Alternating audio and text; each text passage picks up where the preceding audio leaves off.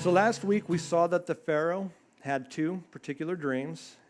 And then Joseph was remembered by the chief butler. And he mentioned to the Pharaoh how Joseph interpreted their dreams, speaking of the butler and the baker. And so Pharaoh sent out for Joseph in the prison.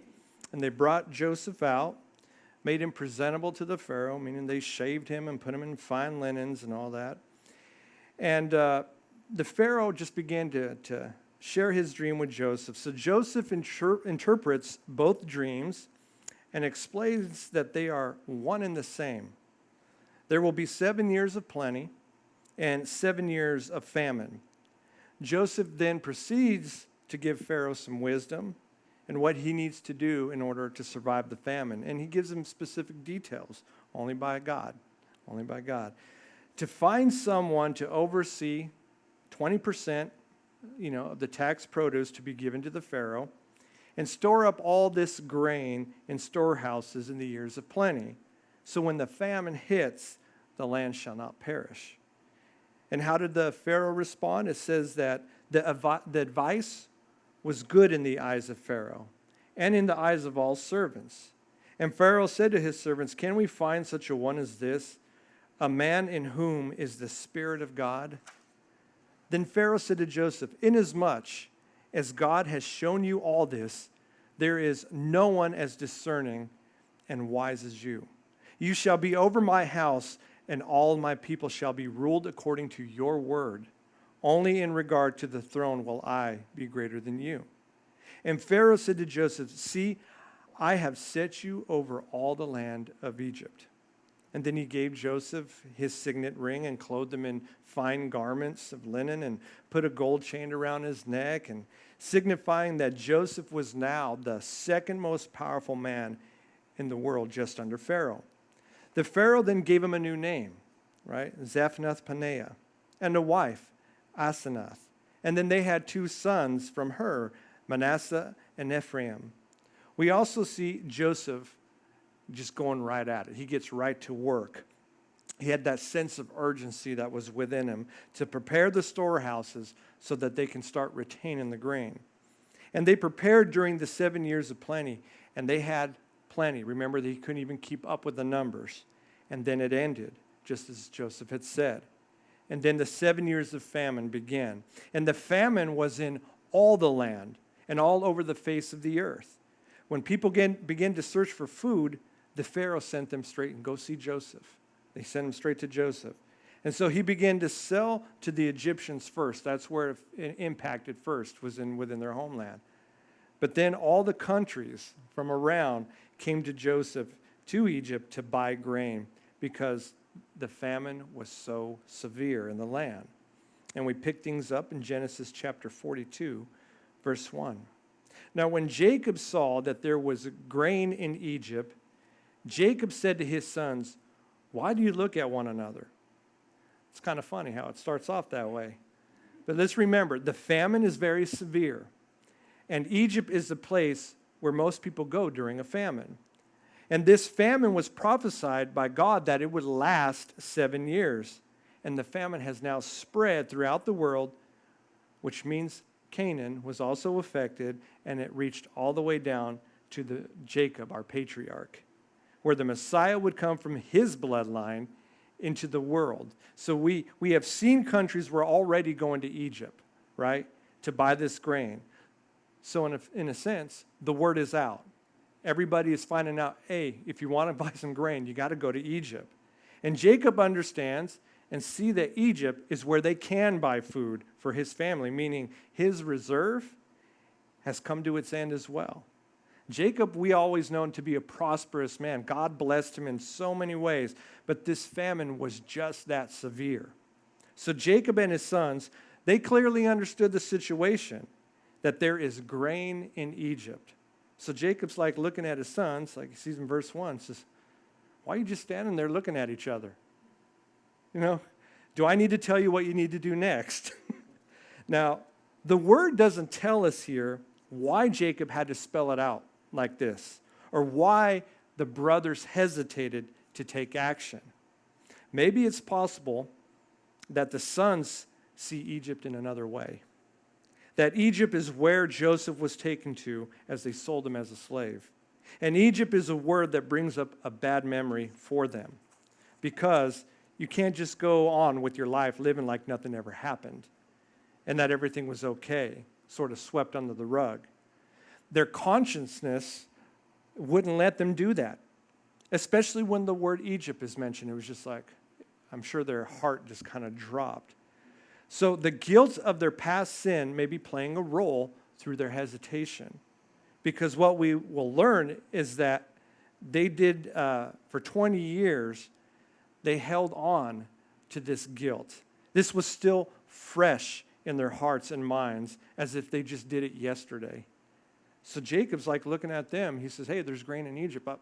Why are you guys standing there staring at each other?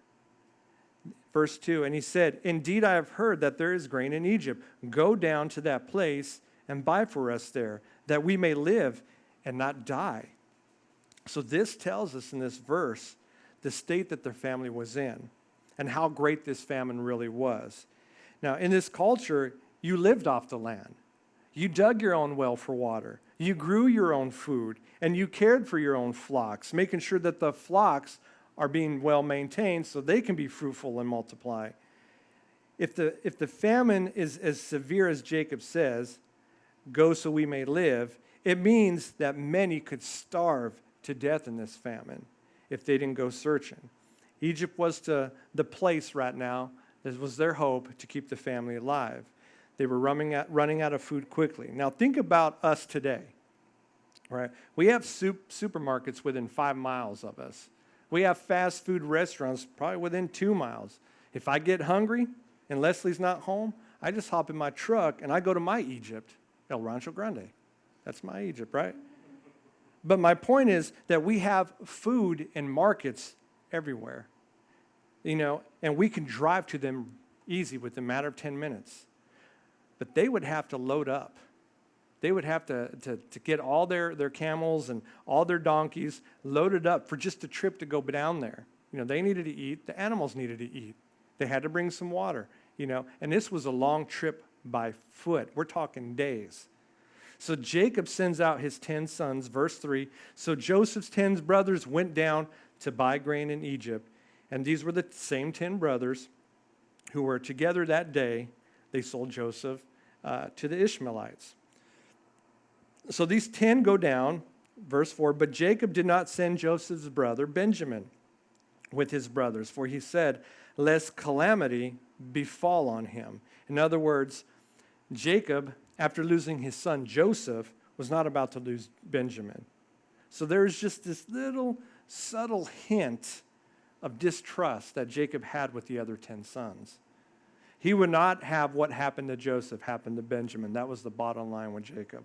Verse 5, and the sons of Israel went to buy grain among those who journeyed, meaning there was this huge crowd of people making their way to Egypt. We're talking a long line of people just following each other. Famine was going on. They didn't need a map. All they needed to do was just follow the crowd because they knew exactly where everybody was going. For the famine was in the land of Canaan. Verse 6, now Joseph was governor over the land, and it was he who sold to all the people of the land. So he is the man that's running this operation, and he's running it tightly. Last chapter, we see that the Pharaoh tells where the people need to go. You need to see Joseph. So Joseph understood pretty much all that Egypt had. He knew all the resources. He knew how much to the little ounce of grain, right? And all the sales of grain and how much is being sold is going through him. He is tracking it all and making sure that these storehouse has to last 7 years. So he's in strict control of this operation. He was governor of the land. It was he who sold to all the people of the land. And Joseph's brothers came and bowed down before him with their faces to the earth. And I think that's an amazing image right off the bat. So Joseph has been through many people. Just throughout that day, probably the last couple of days, just people filtering through. And there's still a long line ahead. But then suddenly he looks up and sees a group of 10 men who are coming before him, and he recognizes them to be his brothers. And they come before him, bowing down with their faces to the earth. Think about that. Over 20 years had passed, and he sees his brothers. He recognizes them, but this starts to kind of freshly reopen some past in him, right? He had just left his past behind. He chose to forget. And he sees them bowing down, just as the Lord showed him in his dreams. God's promise had come to pass right before Joseph right now. Now listen, when God promises something or says he will do something in your life, his word is true, and his word will come to pass, but always in his timing. It would be 20 years later for Joseph. But he sees the Lord's promise had come to pass. And think about this. God had to move the whole geopolitical situation in the world to cause his very promise to happen. He did that for Joseph. And God will do this for you. He will fulfill his promise to you because he is truth. He is truth. Think about that. He's not going to tell you something that he's not going to fulfill. If he says it, it's going to come to pass. Things won't happen the way we want them to happen or when we want them to happen, but God will do what he says he will do. He keeps his promises. He has never failed, not one time, and God will not fail you. Just hold on to that promise, okay? And now his 10 brothers, they're before him. They're bowing down with their faces to the earth. Verse 7, Joseph saw his brothers and recognized them, even after 20 years. He recognized them, maybe grayer, around the beards, grayer in the hair, maybe bald here and there, much more older looking. But he sees them, and they don't recognize him. And I'm sure that they held on to this image of a 17-year-old Joseph, in their minds that was sold to as a slave, not as he is now. So he sees them, but he acted as a stranger to them and spoke roughly to them. Now remember when Jacob gave Joseph that colorful tunic, how the brothers treated Joseph. Do you remember that? Genesis chapter 37, it says they hated him, and they could not speak peaceably to him. So they spoke roughly with Joseph. And here Joseph is speaking to them roughly. He's treating them roughly. And he's not doing this like, man, I've been waiting for this for a long time. I'm going to give it right back to you guys now. Joseph was testing them. Beneath Joseph's severity is a heart of affection. He was testing them to bring to their remembrance of what they did to him, and also to see if their character had truly changed at all.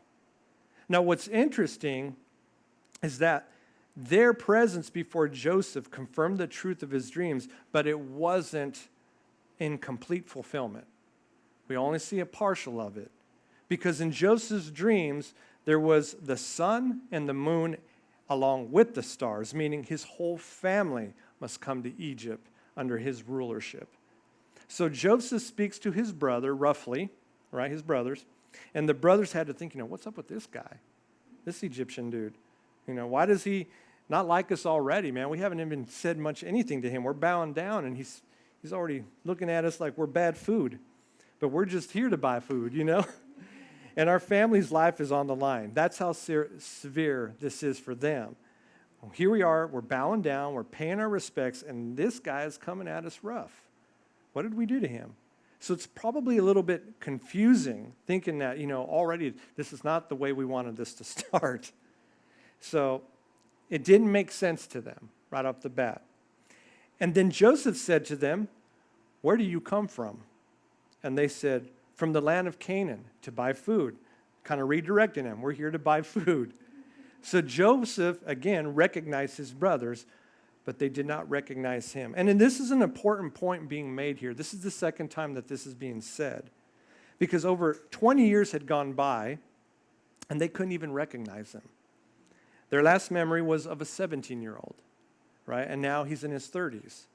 Now, when I was 17, I remember, how my clothes used to fit.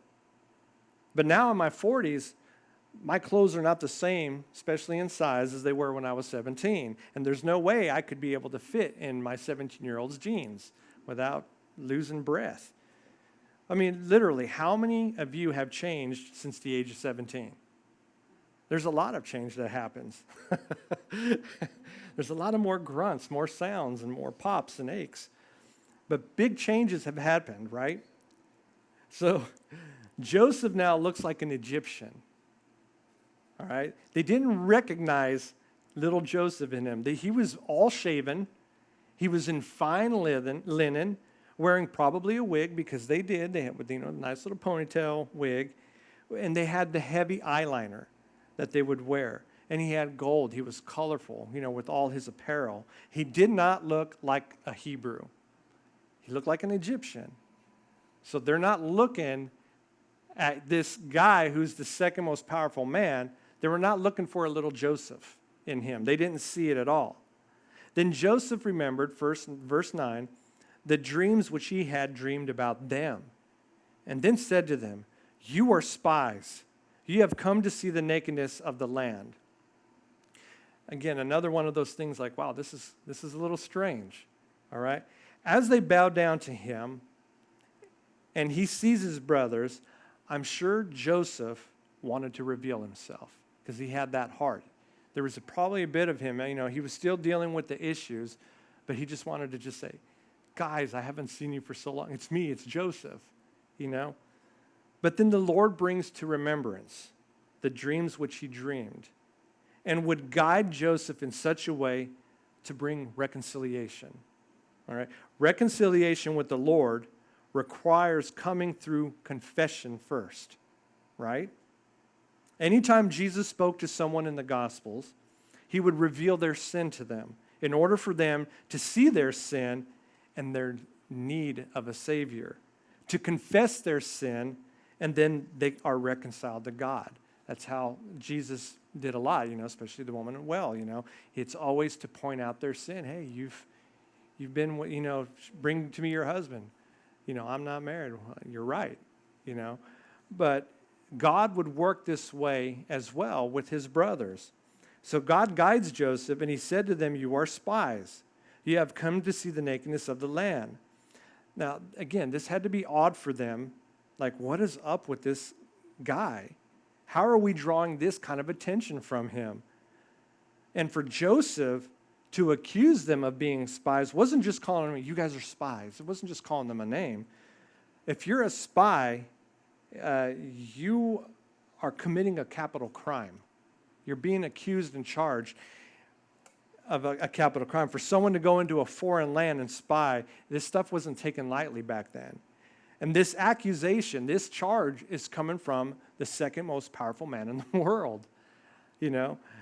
He's accusing them of capital crime, threatening not only their lives, because capital punishment could happen, or they could spend the rest of their lives in prison. But the consequence of these accusations would affect also the lives of the entire family, because the family still needed food. They're waiting on them.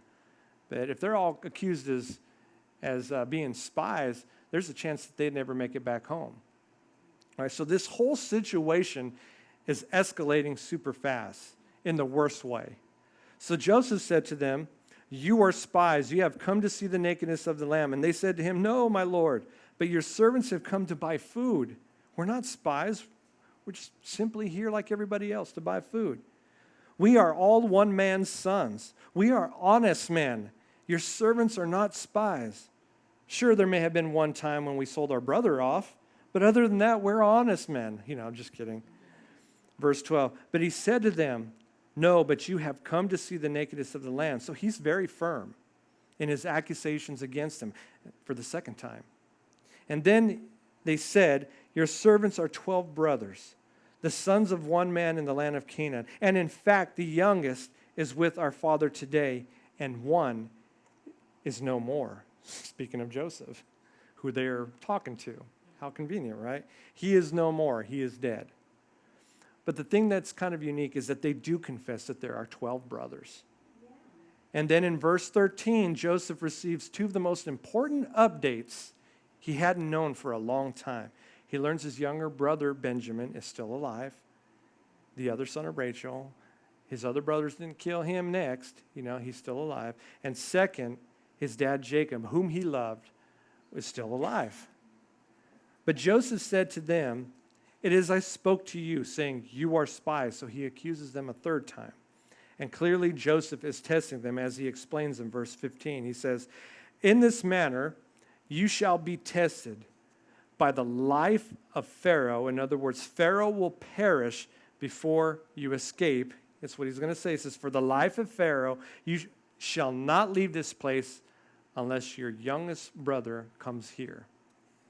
Send one of you, and let him bring your brother, and you shall be kept in prison, that your words may be tested to see whether there's any truth in you, or else by the life of Pharaoh, surely you are spies." So he accuses them for the fourth time as being spies, but has also given them a shot here to prove themselves.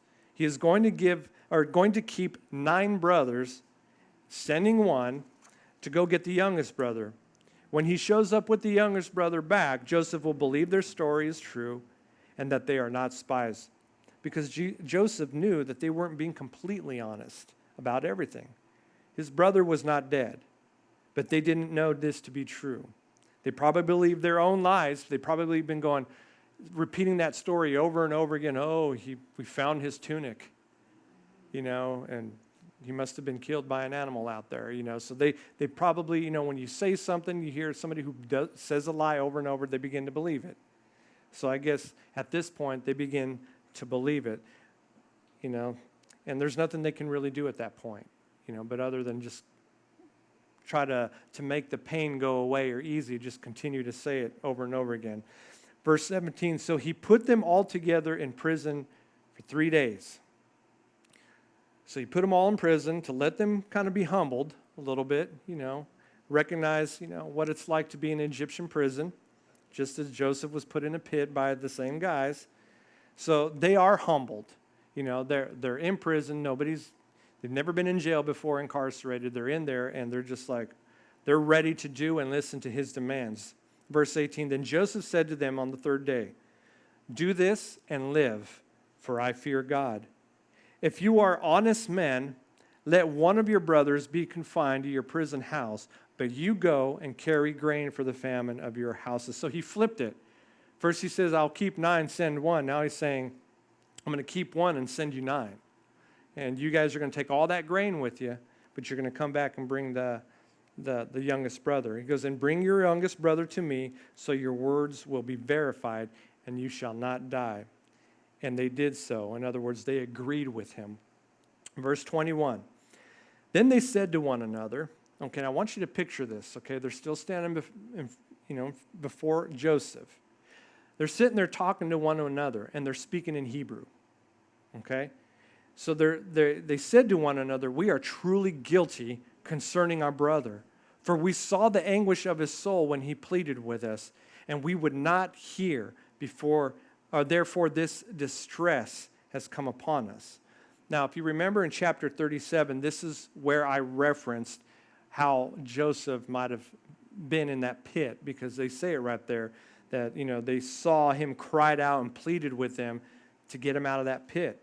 They saw the anguish of his soul, yet they didn't show him any mercy. And here they're being treated with no mercy as well, and unjustly, as this whole situation unfolds illogically.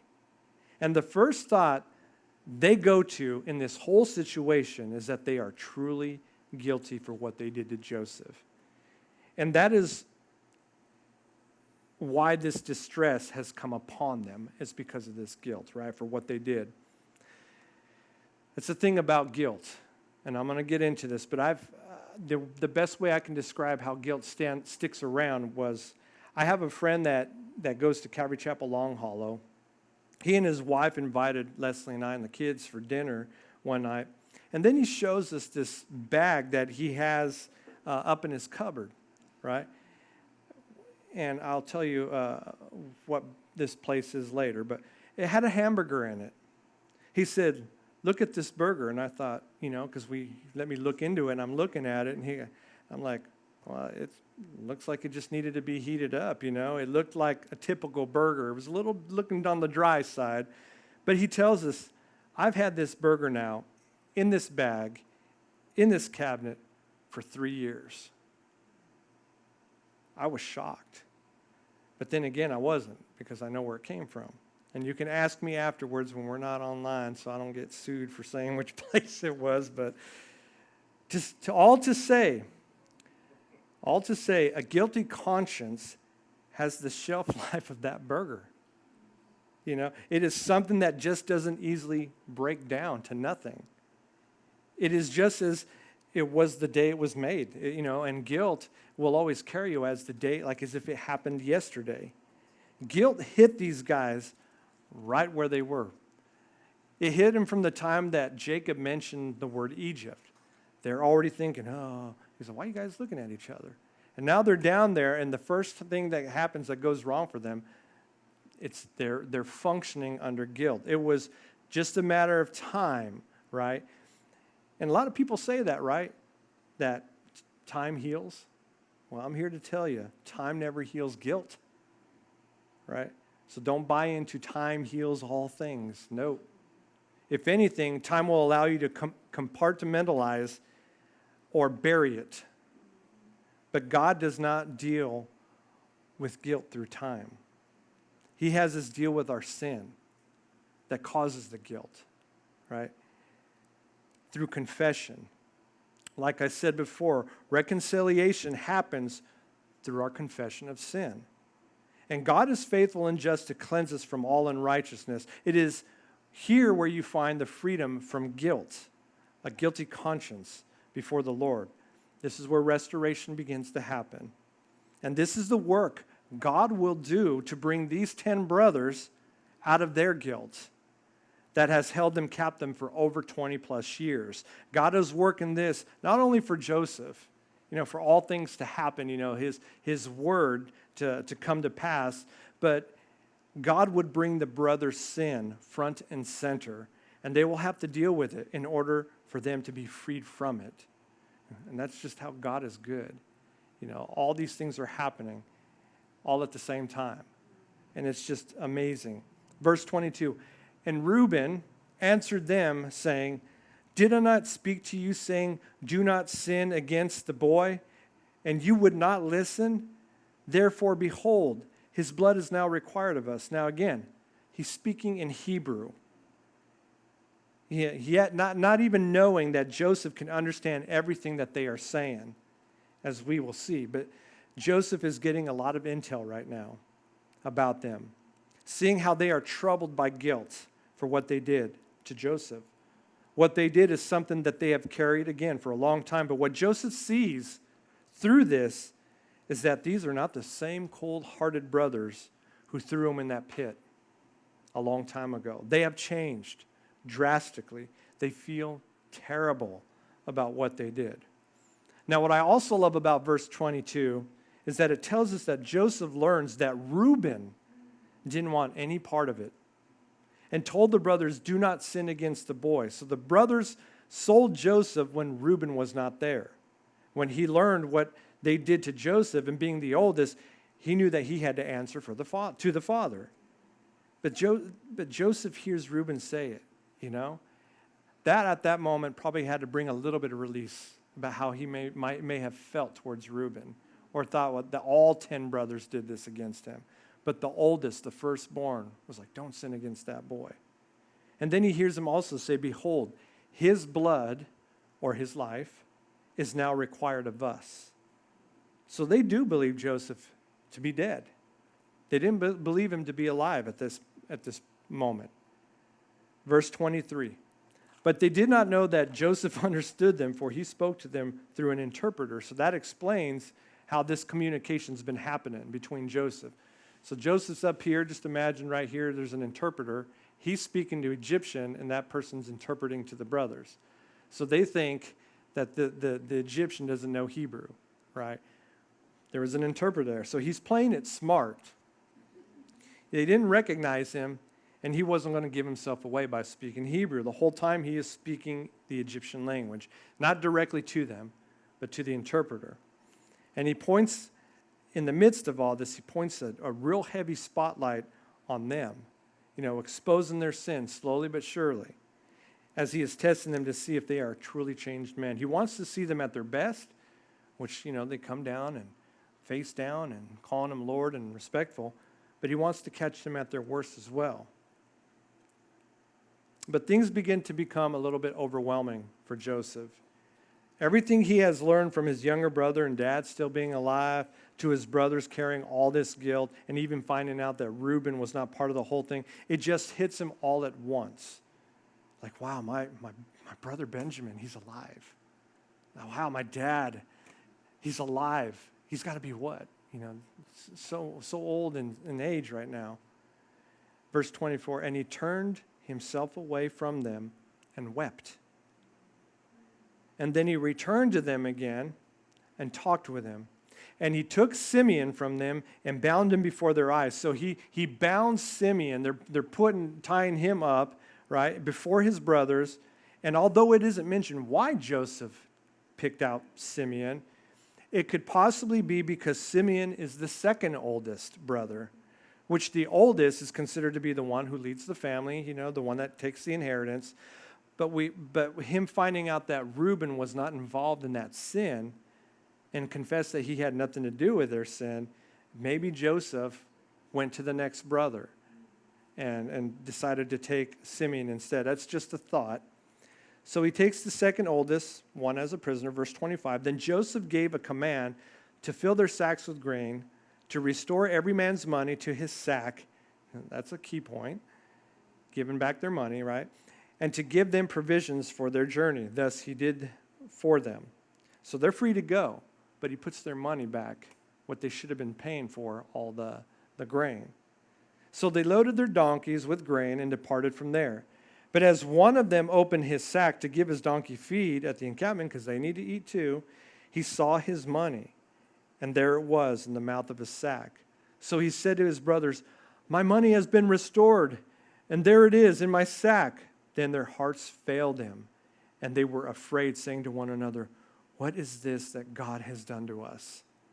Now, after all these guys have just experienced, where their brother is now a prisoner, they have been accused as spies, and now you have to go back to your father and explain why Simeon's not with them, and you have paid for all this grain, yet you have all the money back. It's like going to a grocery store, having your car completely filled, and in there is the very money with the receipt of everything you just spent, and you're driving off.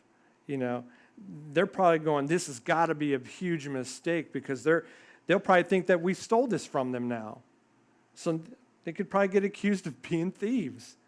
And on top of this mess, now they have to convince their father to let them take Benjamin back to Egypt with them so they can go get Simeon. I'm like, okay, good luck with that.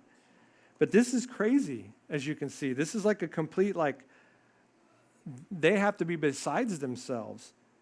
Their conscience, though, has controlled this whole scenario, this whole day-to-day situation. They have been running on guilt, and rather be like, hey, the Lord gave us this money back. This is a blessing, No, they go straight into, what is God doing to us? They couldn't even receive any kind of blessing or anything good.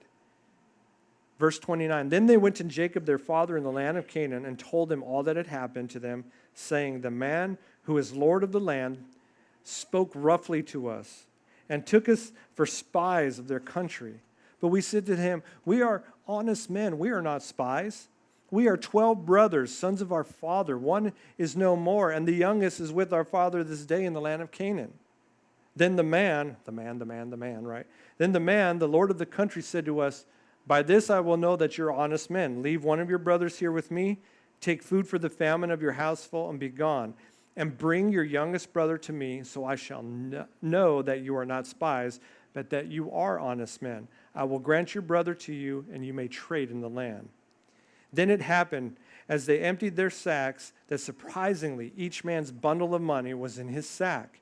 And when they and their father saw the bundles of money, they were afraid. And I would be afraid too. Right? All that these guys have experienced, it's really odd. It's very strange. They were merely there going just to buy food, But the man had it out for them. So they explain everything to Jacob, and look at Jacob's response. Verse 36. And Jacob their father said to them, you have bereaved me. This comes with a Hebrew meaning you have robbed me of a loved one. Joseph is no more. Simeon is no more. And you want to take Benjamin. All these things are against me. There's such a contrast between Jacob and Joseph. Jacob tells us, you have taken my oldest son that I've had with Rachel from me. Now Simeon is taken from me. And you want Benjamin now? He goes by, all these things are against me. This is how he's feeling. The whole world, everything is against me. Yet you see Joseph, right, had faced those 22 years in the worst way. And never once did he have Jacob's attitude. Two very different reactions. But it's fair, right, that Jacob says this. I mean, one thing after another he's getting hit with. He feels that everything is against him. And I get it because I've been there. We've all been there. And maybe this is you tonight, dealing with one thing after another, and they keep coming at you, hitting you. I think we can all say, we get it. We get it. But there is such a contrast that we see and that we can learn from Joseph. And that's where we need to turn our focus to. Rather than just taking everything in and letting that situation beat on you, we need to draw our focus the way Joseph focused. He remained faithful to the Lord, and he continued to serve the Lord. And whatever you may be getting hit with, just remain faithful. Seek him, draw closer to God, and continue to serve him, whatever he calls you to do. And understand, just as Joseph in these kind of situations, we saw it last week, we've seen it over and over again, we need to understand Romans 8:28, because Joseph completely knew that in his heart, that all things work together for good to those who love God, to those who are called according to his purpose. Joseph developed that in his character. And I want to encourage you in your situation to draw near to God, right? Lay your whole circumstance, the whole problem at his throne. Trust in him through it all and remain faithful. You cannot go through the Old Testament without saying remain faithful, because that is the greatest example that we see with these guys. They had the faith in their Lord and they remained faithful to him.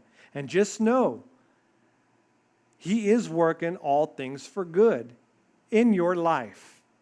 Even in the midst of your situation, God is working. You need to trust in that. He doesn't stop and just say, see how he's going to deal with this one.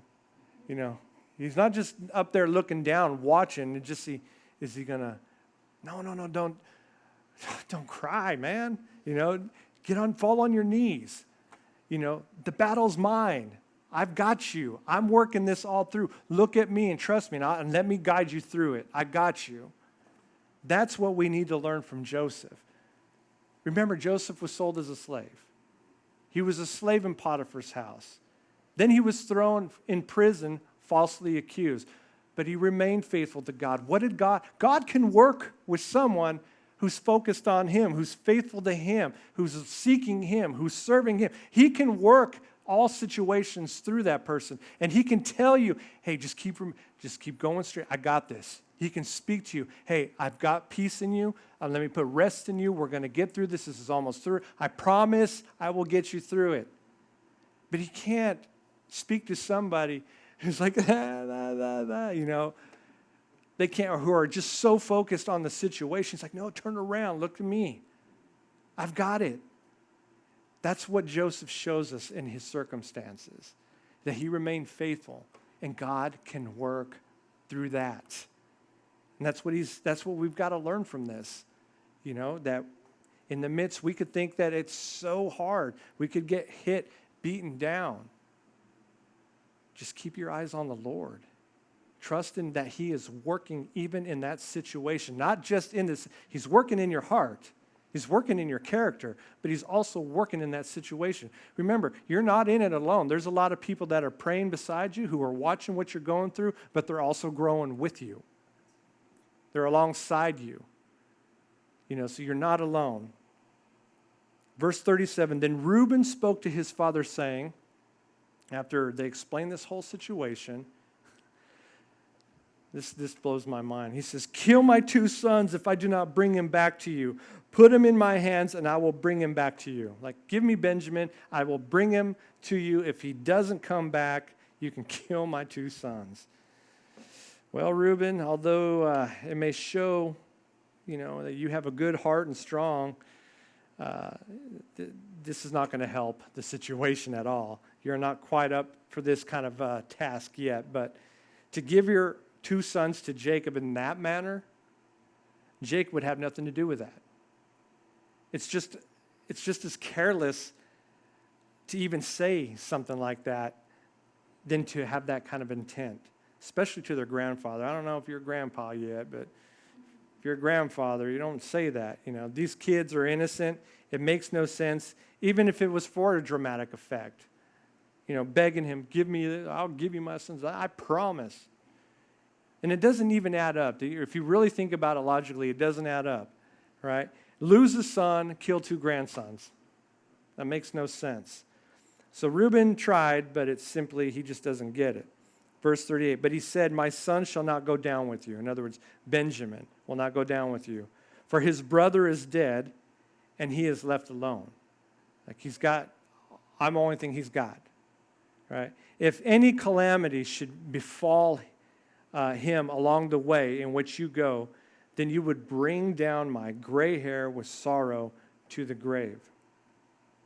He's like, I will not send Benjamin with you guys to Egypt, because if something were to happen, and it looks like you guys are on a pretty good roll with something happen, if it happened to Benjamin, where I lose him, I could not handle it. Jacob knows in his old age that dealing with that kind of loss would literally kill him. It'll be the death of him because he wouldn't be able to take it physically. So Jacob is like, no, my son shall not go down with you to Egypt. But we will see, although Jacob says no, the famine has not gone away. It was still there and still severe, and the time will come when Jacob and the family will have eaten up all the remaining grain. And it would force Jacob's hands, for the sake of the whole family, to send Benjamin to Egypt with his brothers. And we will continue next week to chapter 43, Lord willing. Let us pray.